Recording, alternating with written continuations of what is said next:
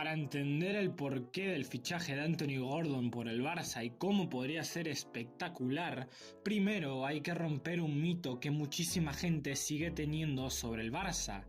Y es que en el imaginario colectivo la gente todavía cree que el Barça vive únicamente del tiki-taka, pero la realidad histórica del Barcelona competitivo nunca fue solamente esa. Sí, evidentemente todos los grandes Barça de la historia tenían una calidad técnica absurda.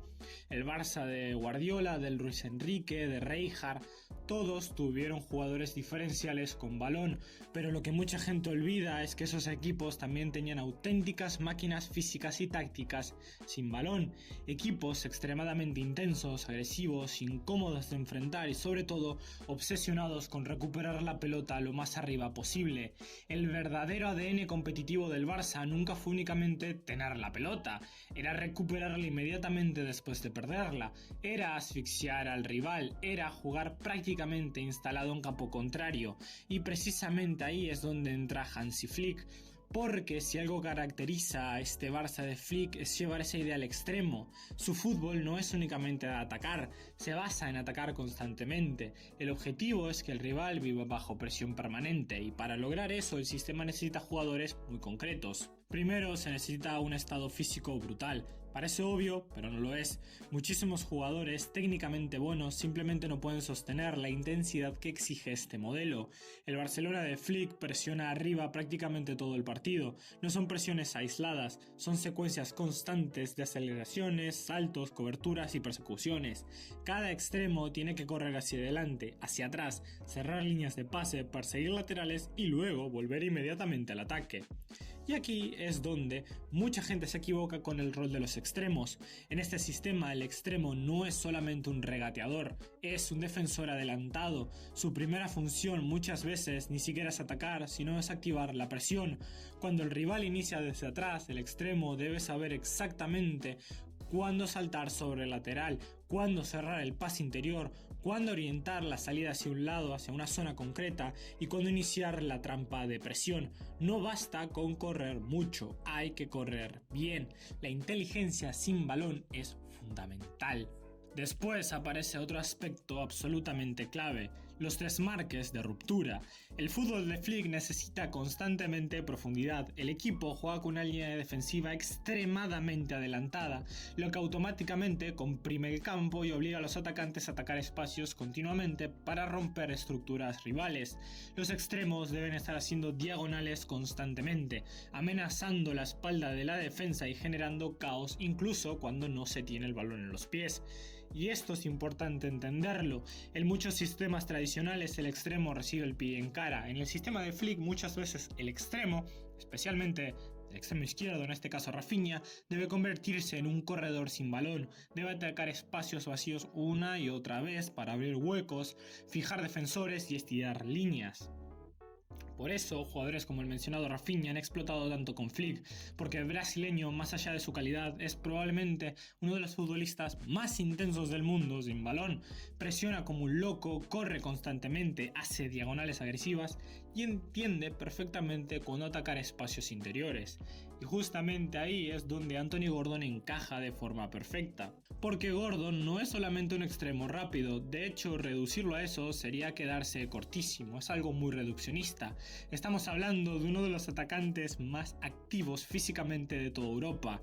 Entre los extremos, con más de 1000 minutos en las 5 grandes ligas durante esta temporada 25-26, Gordon registra un número absolutamente salvaje en el trabajo defensivo e intensidad, alrededor de 30 presiones cada 90 minutos y 30 acciones defensivas cada 90 minutos. Básicamente es un jugador involucrado constantemente en el juego sin balón. Esto no es normal para un extremo ofensivo, y ahí está la clave más importante de todo. Gordon ya juega muchas cosas que Flick exige incluso antes de llegar al Barça.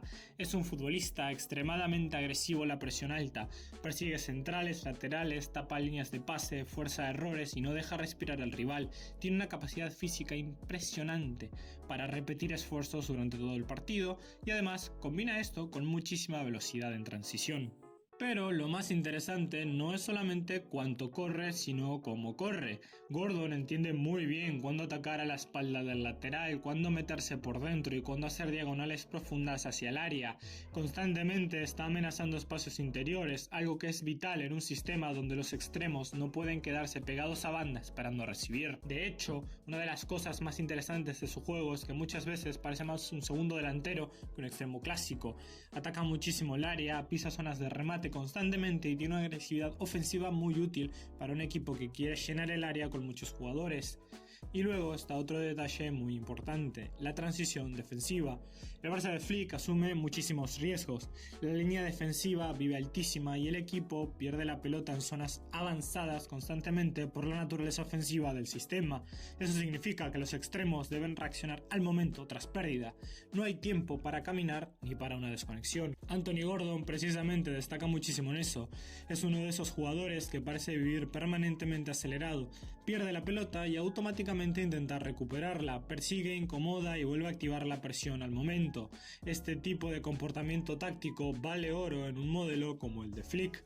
Y honestamente, esto explica por qué tantos grandes clubes están interesados en él, aunque sus números puramente de goles y asistencias quizás no parezcan completamente descomunales, porque no lo son, porque los equipos modernos ya no analizan únicamente goles y asistencias, se tiene que analizar presión, intensidad, ocupación de espacios, rupturas, acciones defensivas, carreras al área y volumen físico, y ahí Gordon puntuó altísimo. De hecho, viendo el contexto táctico del Barça, tiene mucho sentido que Flick lo valore tanto, porque probablemente el alemán no vea únicamente un extremo, vea una herramienta táctica perfecta para sostener su modelo de presión extrema.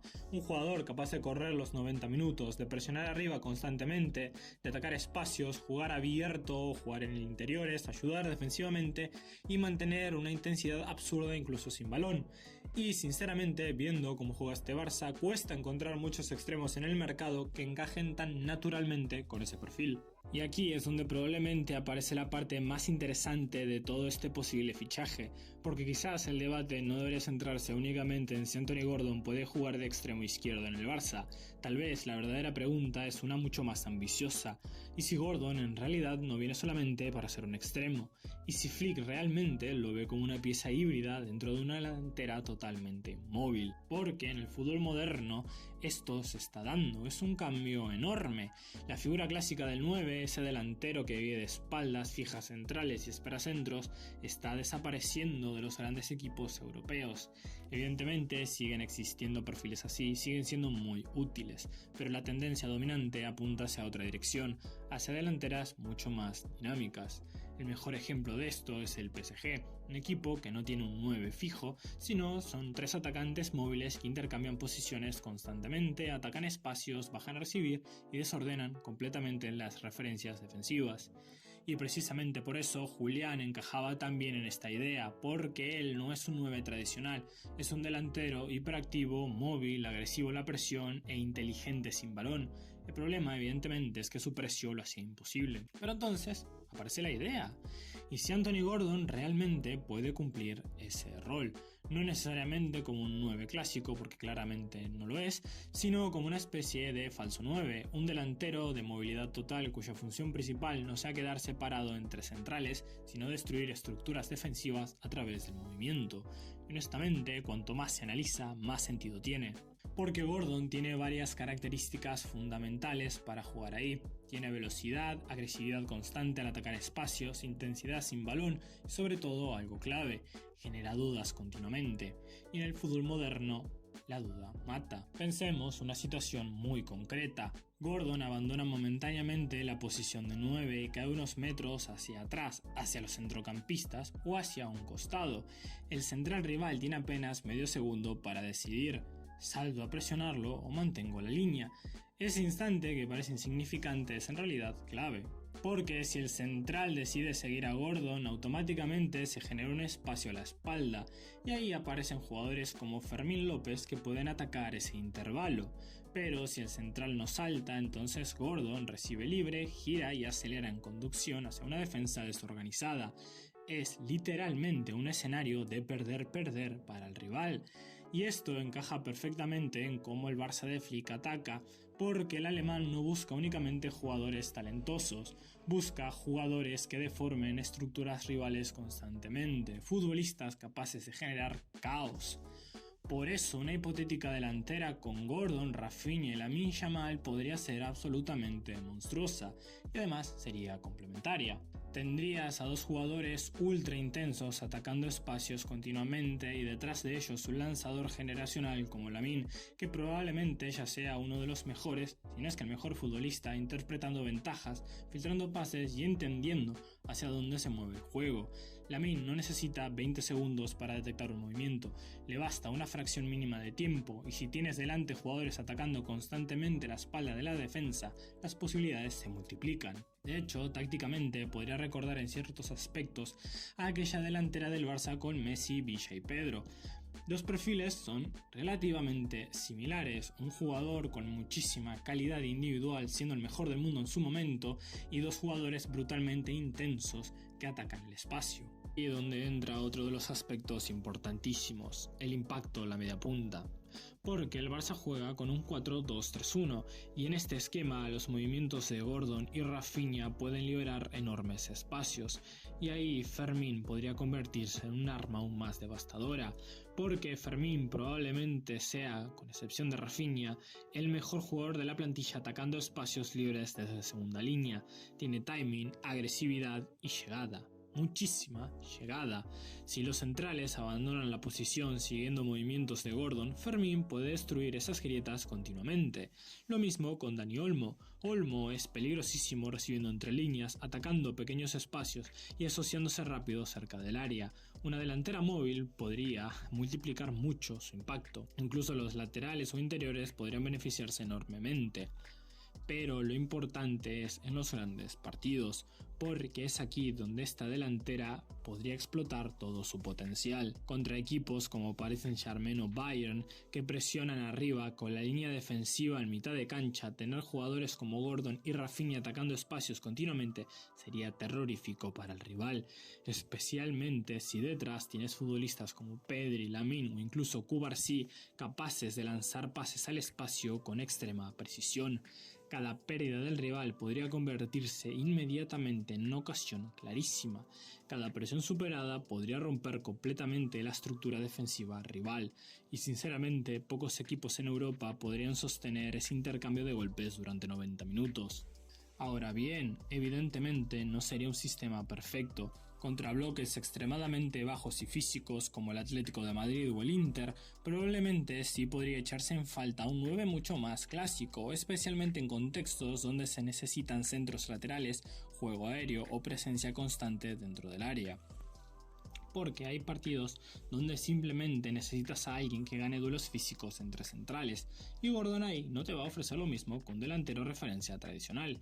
Pero incluso con esa limitación, el potencial táctico de este fichaje sigue siendo enorme, porque Anthony Gordon no sería solamente un extremo más para la plantilla, sería una herramienta táctica capaz de darle al Barça muchísimas variantes ofensivas. Podría jugar abierto, podría atacar como segundo delantero, podría actuar como falso 9, podría destruir presiones rivales, podría activar la presión alta del equipo, podría generar espacios constantes para los mediapuntas y sobre todo encaja perfectamente con la idea de un Barça mucho más móvil. Quizás por eso este fichaje tiene tanto sentido, porque más allá de nombres, estadísticas o marketing, Anthony Gordon parece exactamente el tipo de futbolista que Flick adora, un jugador físico, dinámico, incansable y tácticamente útil en cualquier escenario. Y tal vez, después de todo, eso sea la pieza que le falta al Barça para terminar de convertirse en una máquina competitiva absoluta, porque Flick ya tiene muchas piezas. Pero quizá todavía le falta una última pieza para completar completamente su idea, la última gema del infinito para dominar el fútbol.